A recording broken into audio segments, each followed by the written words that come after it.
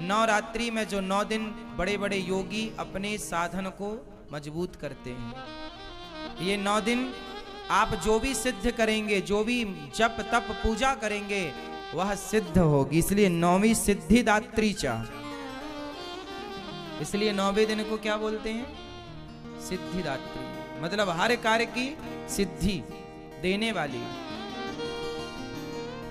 प्रथमम शैलपुत्री हैं तो दूसरी 9वीं सिद्धिदात्री, सिद्धि की प्राप्ति। इसलिए कोई भी आप पाठ माला जपती हो ना, इन 9 दिनों में खूब बढ़िया से माला जपना, भगवान का खूब स्मरण करना, ज्यादा से ज्यादा भगवान नाम जप, गुरु मंत्र का जाप ज्यादा करो, भगवान का चिंतन ज्यादा करो। इन 9 दिनों में, ये 9 दिन विशेष दिन माने जाते हैं, सामान्य दिन नहीं है। इन 9 दिनों में किया गया जप तप कई गुना फलदायी होता है, किया गया अनुष्ठान सिद्ध होता है, सिद्धि मिलती है। बड़े बड़े लोग जो समझदार ज्ञानी विज्ञानी जन हैं, इन दिनों में राम रक्षा स्तोत्र में ही लिखा हुआ है कि नवरात्रि में 9 दिन जो इस स्तोत्र का पाठ कर लेता है वो सिद्ध हो जाता है तरीके से। मतलब कोई भी शुभ कार्य किया जाए तो वो सिद्धि को प्रदान करने वाला होता है। नवरात्रि है मतलब अपनी माँ की सेवा कीजिए, अपनी कर्तव्यों को, अपनी जिम्मेदारियों को पूरा कीजिए। कहने का तात्पर्य ये है, ये जो नवरात्रि का पावन पर्व है, ये माँ भगवती का पर्व है। और माँ भगवती कौन है? आपकी माँ, माँ की सेवा।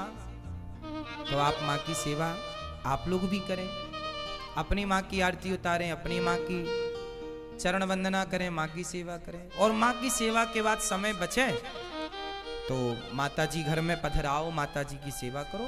माता तो माता रूप है, कोई भी रूप में माता की पूजा हो सकती है। पर हमारे गौरी गोपाल आश्रम में तो यही माँ है और यही इन्हीं की पूजा होती है, इन्हीं की सेवा होती है। हमारे लिए तो यही दुर्गा है, यही काली है, यही शैलपुत्री है, यही सिद्धिदात्री है। तो आज यहाँ गौरी गोपाल आश्रम में इन माँओं की पूजा, इन माँओं की सेवा, इन माँओं की वंदना की गई। और आप लोग भी, आज नवरात्रि है ना, तो अपनी माँ की थोड़ी आरती उतारना आज आप लोग। क्यों? वो आपकी माँ भी तो माँ है, दुर्गा से कम है क्या? बोलो। तो आज आप लोग जहां हो, मैं प्रार्थना हाथ जोड़ के करूंगा। मैं पहले कहता नहीं हूं, पहले करता हूं, फिर मैं आपको कह रहा हूं कि करो आप भी। आज आप लोग अपनी माँ के चरण धोइएगा, पिताजी के चरण धोइएगा और माँ की आरती उतारिएगा। माँ को उनकी पसंद का भोजन प्रसाद करवाइएगा। माँ की आज सेवा कीजिएगा, चरण दबाइएगा। माँ को आज समय दीजिएगा, आज माँ का दिन है ना, इसलिए हर प्रकार से माँ को खुश रखिएगा, माँ को प्रसन्न रखिएगा। माँओं की खुशी, माँओं की प्रसन्नता ही हम बच्चों की खुशी और प्रसन्नता होनी चाहिए। क्यों? कहीं भी आपकी माँ यदि आपसे दूर है तो फोन पर ही, मोबाइल पर ही अपनी माँ को प्रणाम कहिएगा। और जब पहुंचिएगा घर अपनी माँ के पास, तब माँ की आरती उतारिएगा, तब माँ को प्रणाम कीजिएगा, तब माँ के चरण धोइएगा। पर धोइएगा जरूर।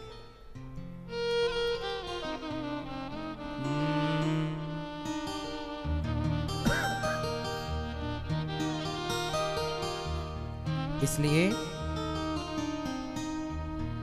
माँ की वंदना, हम लोग भूल गए हैं अपने संस्कारों को, कुछ याद नहीं है अब हम लोगों को। इसलिए कौन कौन मेरी बात से सहमत हैं कि आज से हम अपनी माँ को आरती उतारेंगे, उनको माला पहनाएंगे, उनकी सेवा करेंगे, उनको खुश रखेंगे? करेंगे ना? माँ बाप की पूजा ही कर लो साहब। दुर्गा मैया तो बहुत खुश है। दुर्गा माँ उनसे ज्यादा प्रसन्न होती हैं जो अपनी माँ को, अपने पिता को खुश रखते हैं।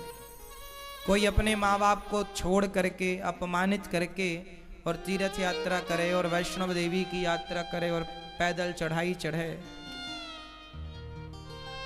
आज विडंबना देखिए ना, एक बेटा वैष्णव देवी की यात्रा करने गया, मैंने सुना है वैष्णव देवी की यात्रा बड़ी लंबी है और पैदल चढ़ाई चढ़नी पड़ती है। कई किलोमीटर ऊपर वो पैदल चढ़ करके गया, वहां पहुंच गया माताजी के दरबार में चरणों में, लेकिन उसकी माँ उसकी गली के दूसरी गली में रहती है। वो अपनी माँ से मिलने सालों साल नहीं जाता। जो माँ उसे जन्म देने वाली है, जो उसकी गली में रहती है पास में, उससे मिलने सालों साल तक नहीं जाता। और वैष्णव देवी की यात्रा में लंबी चढ़ाई चढ़ के जाता है। जाना बुरा थोड़ी है, माँ भगवती का दर्शन करना अच्छी बात है। लेकिन एक बात बताओ कि वो जो जगत जननी जगदम्बा बैठी हैं दुर्गा, वहाँ वैष्णव माता बैठी हैं, क्या वो ये नहीं देख रही हैं कि आप की जन्म देने वाली माँ के साथ आपका व्यवहार क्या है?